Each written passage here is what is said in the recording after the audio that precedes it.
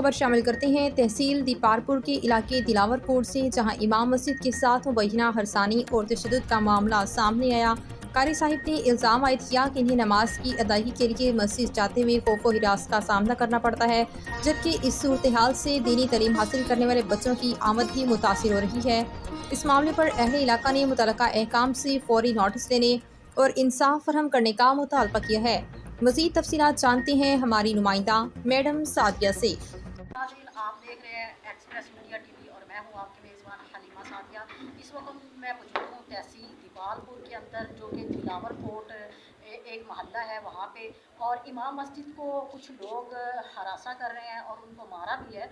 तो आइए इमाम मस्जिद की ज़बानी सुनते हैं, आए असल वाक़या क्या पेश आया है। अस्सलाम वालेकुम।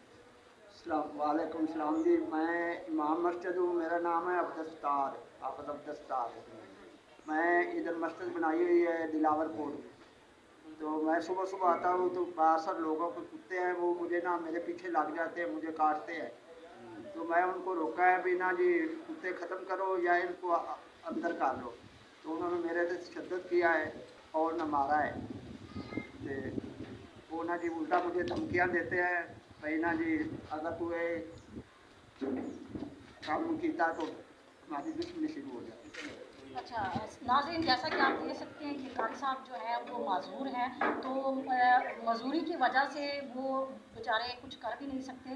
तो आप ये देखें कि आला ज़रफ़ी देखें इन लोगों की, मोहल्लेदारों की, कि एक मजूर शख्स को वो किस तरह तशद्दुद भी करते हैं और अपने कुत्ते भी इनके ऊपर छोड़ते हैं। और बाबा जी तुम ये दसो कि दोबारा वो तुहाडे कोल आए नहीं या नहीं? मेरे को आए ना जी, मैनू कहते ने भी तुसी ना ये खत्म करो, मीडिया ਨੂੰ ना कोई इंटरव्यू दो ते ना तुसी ना पर्चा भी ਜਿਹੜਾ करवाया वो भी ना साढ़े से ख़त्म करो, नहीं तो दुश्मनी शुरू हो जाएगी। ਅਸੀਂ साढ़े नाल दुश्मनी शुरू कर देंगे। नाज़रीन, जैसा कि आपने सुना, और मेरी आला हुकाम से और DPO उकाड़ा से SHO तहसील दीपालपुर के आगे मेरी अपील है कि इन बाबा जी को इंसाफ दिलवाया जाए, जो भी कानूनी कार्रवाई होती है इनके साथ की जाए और इनको इंसाफ दिलवाया जाए।